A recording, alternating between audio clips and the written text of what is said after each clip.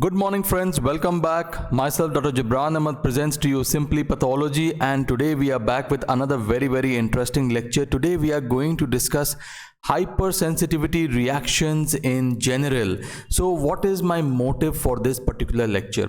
First of all, hypersensitivity is a very important topic from exam point of view and also from your medical career point of view, okay? Because this is a very serious clinical condition. Second important thing is why I have chosen this hypersensitivity reaction in general, because there are many questions that are coming as a whole. So they ask you directly that describe hypersensitivity reaction as a whole. So as you all know that hypersensitivity reaction are of four main types: type 1, 2, 3 and 4. So sometimes they will ask you to describe type 1 in details, then type 2 in details, type 3 in details, or type 4 in details. But sometimes long questions can also come and they can ask you to describe all the four types, okay, under one question. So the question can go discuss hypersensitivity reaction. So in that situation it becomes very difficult to compile all the four different types of hypersensitivity in a single answer. So this particular video lecture is based or aimed at those particular questions in which they ask about hypersensitivity reactions in general. Now to add to that is that this is just an introductory lecture on hypersensitivity, and it will give you a basic idea of what hypersensitivity is and what are the different types of reactions in hypersensitivity, and it will also give you a basic idea and mechanism of every type. Okay, now one thing you need to understand over here is that following this lecture there will be detailed analysis and detailed video lecture on the different types. For example, class 1, class 2, class 3 and class 4 hypersensitivity reaction. So today we are going to see the general hypersensitivity reaction. So without wasting any more time, let us start. So immune reactions called hypersensitivity, they are the basis of the pathology which is associated with immunological disease. So let me first make it clear to you that before this lecture we had read about the normal immune response, and from this lecture we are reading about the pathology associated with the immune system. So as you all know that our immune system is a double-edged sword. Okay, it can protect our body and it can also cause harm to our body. So what does hypersensitivity imply? Hypersensitivity usually implies an excessive or a harmful reaction to an antigen. Okay, so what are the general features of hypersensitivity reaction? There are four important general features. The first one is that the hypersensitivity reaction can be elicited by exogenous as well as endogenous self-antigens, and the exogenous antigens can be both microbial as well as non-microbial. So firstly, if we look at the exogenous antigens, what are these exogenous antigens? So the dust, okay, the pollen, the food, the drugs, the microbes and the chemicals. So it is composed of both microbial as well as non-microbial agents. So all these environmental antigens, they can trigger hypersensitivity reaction ranging from mild itching of the skin to fatal reaction like bronchial asthma or anaphylaxis. So this type of reaction, okay, of immune response to an environmental antigen which may be microbial or non-microbial is called as allergy. So the immune response or the hypersensitivity reaction triggered to an exogenous antigen is called as allergy. Okay, now on the other hand, not only the exogenous antigen but also certain endogenous antigen. Endogenous means those antigens which are present inside our body. Okay, and these endogenous antigens, okay, they can mount and they can stimulate or trigger an immune response. Okay, and such kind of hypersensitivity response to our own antigen is termed as autoimmune disease. Okay, it can result in autoimmune disease. Why autoimmune? Because it is acting against our own body. So it is an autoimmune, okay, that is against our own body. The second general point of hypersensitivity is that the hypersensitivity reaction can usually result from an imbalance between the effector mechanism of immune response and the control mechanism of immune response that serves to normally limit such response. So as we have read before that all kinds of immune responses, okay, they are followed by certain regulatory response. those regulatory response that will try and control, as you have already read before, that first there is a display of peptide antigen, okay, then there is CMI, then there is humoral immunity, and then further we are having decline of immune function. How? By lymphocyte apoptosis, as we have already read before. So there are certain mechanisms in place. So what happens in many kind of hypersensitivity reaction, these control mechanisms, okay, they undergo failure. Okay, so there is failure of the normal regulation or normal control of the immune response, and this leads to autoimmunity.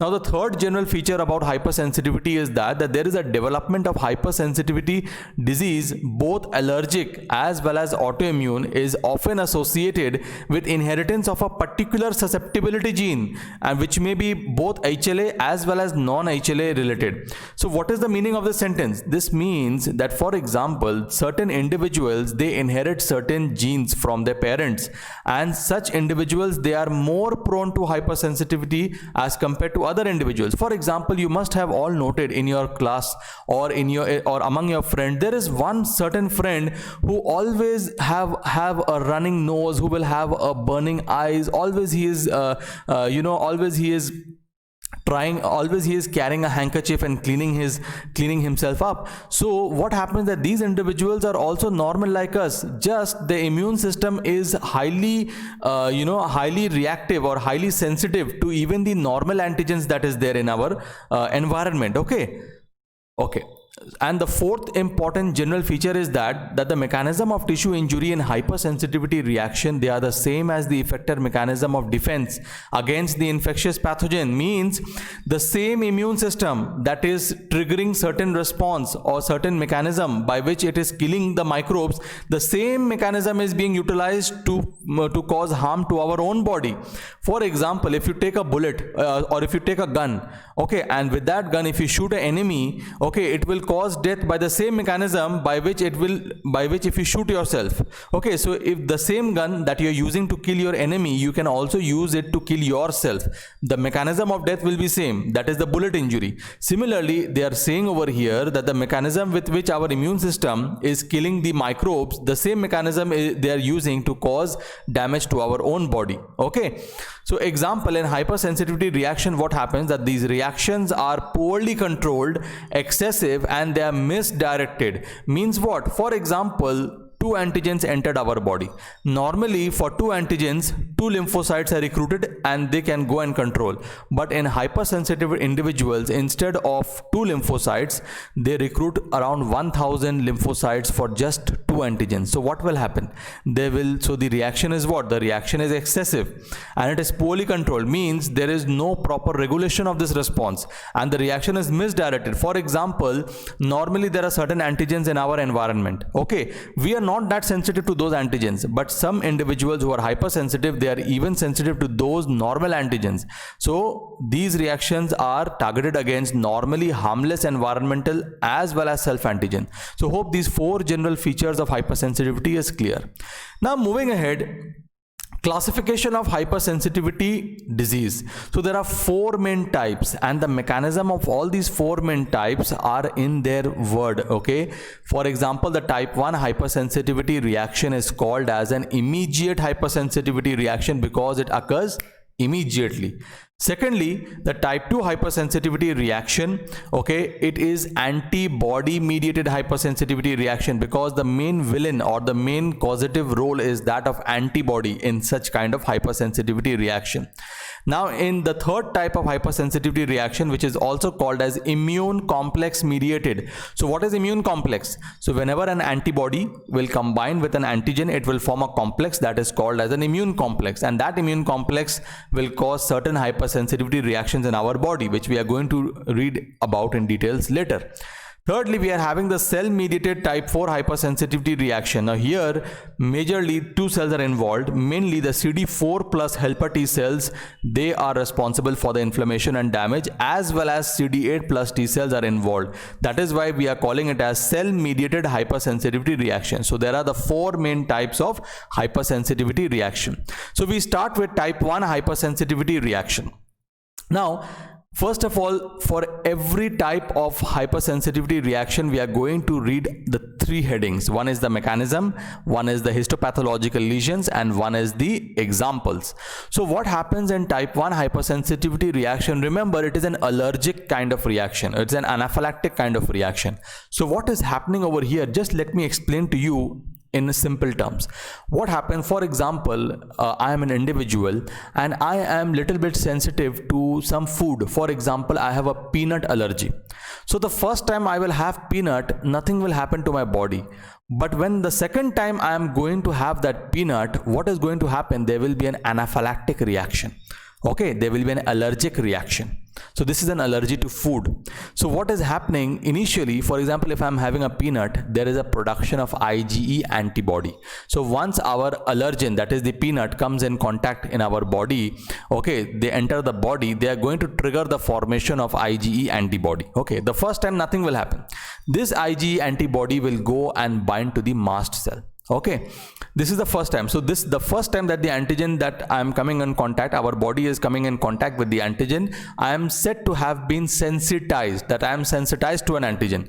So when there will be a repeat exposure to the same antigen, that is I am having peanut again, what is going to happen? That IgE antibody which was bound to the mast cell will cause mast cell degranulation, and a number of mediators will be released from the mast cells which will cause the tissue injury, and later there will be recruitment of the inflammatory cells leading to tissue damage. So what are the histopathological lesions? So first of all, before understanding that, what are the mediators which are released? Most importantly, it is histamine. We will come to the details of that when we will put a lecture on type 1 hypersensitivity reaction. So the histopathological lesions are basically characterized by vascular dilatation, edema, smooth muscle contraction, increased mucus production, and tissue injury because of the recruitment of inflammatory cells. And the classic examples are anaphylaxis, allergies, bronchial asthma, that is the atopic form. So let us just see the mechanism, okay, in short over here. So here is the dendritic cell which is presenting an antigen, okay, to the naive T cells. This T cell will undergo differentiation to give rise to a T helper 2 cells, and these T helper 2 cells are going to release interleukin number 4, 5 and 13. This interleukin number 4 is going to stimulate the B cell and cause the class switching of to IgE. What happens that the B cell will now differentiate into those plasma cells which are going to just produce IgE. This is called as class switching, and this IgE which is produced, okay, there's a production of IgE. Also this interleukin number 4 will cause an additional recruitment of T helper 2 cells. So there is an activation of T helper 2 cells and IgE class switching in the B cells. Okay, this is followed by the production of IgE. So these are the two important steps. Again, the next step is, the step number 4 is that there is a binding of IgE antibody to the Fc receptor present on the mast cells. So as I told you that now the IgE antibodies, they go and bind to the mast cell. So how do they bind? So there is a Fc tail of IgE which is binding with the Fc receptor called as FcERI receptor, okay, and at this stage we say that the individuals are said to have been sensitized. Okay, individuals have been said to have been sensitized, means till now nothing happens. But if there is a repeat exposure to the same antigen like this, okay, what will happen? This same antigen is now going and binding to the IgE antibody, and now there will be mast cell degranulation with the release of mediators, and these mediators can be divided into two. So we are having certain vasoactive amines and lipid mediators which are released initially, which leads to the immediate hypersensitivity reaction, which is later followed by the release of further cytokines which will cause recruitment of further more inflammatory cells, leading to a late phase reaction characterized by tissue injury. So this is just in short about the type 1 hypersensitivity reaction. Okay, now we come to the type 2 hypersensitivity reaction. If you see, now what is happening now over here, it is very important to understand that it is the antibodies which is responsible for type 2. And which antibody is responsible? The IgG and the IgM. So there is a production of IgG and IgM antibody which will bind to the antigens present on the target cell or tissues. Okay, and this will actually lead to what? This will actually opsonize that particular tissue or antigen and lead lead to phagocytosis and lysis of the target cells. How? By two mechanisms. One is activation of complement. So these antibodies will activate the complement system, plus they are also going to engage the FC receptors which are present on the surface of the phagocytes. Okay, we have already seen this. I will discuss the mechanism just now. Further, there will be more amount of inflammation. Okay, there will be recruitment of further leukocytes. So what are the histopathological lesions? There will be phagocytosis and lysis of the cells. There is inflammation, and the very important thing is that there are certain functional derangements. Okay, there is certain modulation of cell function without tissue injury. We will understand that just now. Okay, what are the examples of this kind of type 2 hypersensitivity reaction? So they are autoimmune hemolytic anemia, Goodpasture syndrome, and also one very important is transfusion reactions. There are many other examples which we are going to discuss when we discuss type 2 hypersensitivity reaction in details. Okay, now so what are the mechanisms? So this is the mechanism of how type 2 hypersensitivity reaction is taking place. So what is happening? So this is an opsonized cell. So this is a cell that has been opsonized, and who has opsonized it? Okay, and this is a phagocyte. So here we see that the villain, that is the antibody, that is the IgG or IgM class, they go and first they bind to the cell which is having that particular antigen. Now once this IgG or IgM antibody has gone and bound, what will happen? This can engage the FC receptor which is present on the phagocyte. Okay, which is present on the phagocyte. So this is one mechanism by which is antibody is going to activate the FC receptor on the phagocyte, and this will trigger what? Phagocytosis. The other mechanism is that these antibodies can also activate the complement system, and once the complement system is activated, it will lead to the production of complement products, for example C3b. Now you will remember this C3b is also acting as an opsonin. That means this 3CB can be recognized by C3b receptors present on the surface of phagocytes, and this will ultimately cause phagocytosis. So this is the first mechanism of type 2 hypersensitivity reaction, that is opsonization and phagocytosis. Let us see the second thing that is happening. I spoke that there is some kind of inflammation which is complement as well as FC receptor mediated inflammation. So just see over here, this is the second mechanism. So here is the antibody. Okay, this antibody can go and bind to the basement membrane or the extracellular matrix, and once they have bound to the basement membrane or the extracellular matrix, they can engage the FC receptors present on the surface of the phagocyte. What is the phagocyte? Neutrophils or macrophages. And once they are recruited, these cells can cause inflammation. So this is one way of causing inflammation. What is the second way? The second way, yes, as I showed you, yes, this is one way of causing inflammation. The second way is that these antibodies, they will cause complement activation, and once there is complement activation, there is production of complement byproduct, that is C5a, C3a. If you will remember in my previous lectures on inflammation, I spoke about complement system, and this C5a and C3a, they act as anaphylatoxins. Why? They are going to cause migration of neutrophils and monocytes, so more inflammatory cells are going to get recruited. That will lead to the release of reactive oxygen species, mediators and lysosomal enzymes, which will lead to tissue injury and inflammation. So the first step was phagocytosis. The second thing that is happening in type 2 hypersensitivity reaction is the inflammation and tissue injury. And what is the third thing which is happening? Let us see. The third thing is that there is an antibody mediated cellular dysfunction. That is, the function of the cell has been altered. How? Let us take an example. So here we have a neuromuscular junction which is composed of a muscle, and there is a nerve ending. So from the nerve ending, there is a release of a neurotransmitter, that is acetylcholine. All of you have read in physiology that normally what will happen? Normally this acetylcholine is released, and they are going to bind to the acetylcholine receptor, and there will be muscle contraction. This is what happens normally. But in case of type 2 hypersensitivity reaction, something happens. What will happen that instead of acetylcholine, what will happen? Antibodies are going to bind and block the acetylcholine receptor. Okay, and antibody will inhibit the binding of the neurotransmitter to the receptor. So what will happen? There will be muscle paralysis. And what is the prototypical disease? What is the example of a disease in which this is happening? Very important and very easy. You must have heard. It is myasthenia gravis. Okay, it is myasthenia gravis. So what is happening over here? There is no tissue damage, but there is alteration of cell function.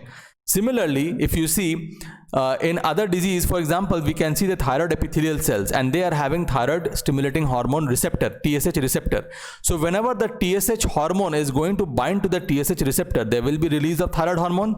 Only when the TSH will bind, there should be release. But in this type 3 hypersensitivity reaction, what is taking place? Okay. Just 1 second. Okay.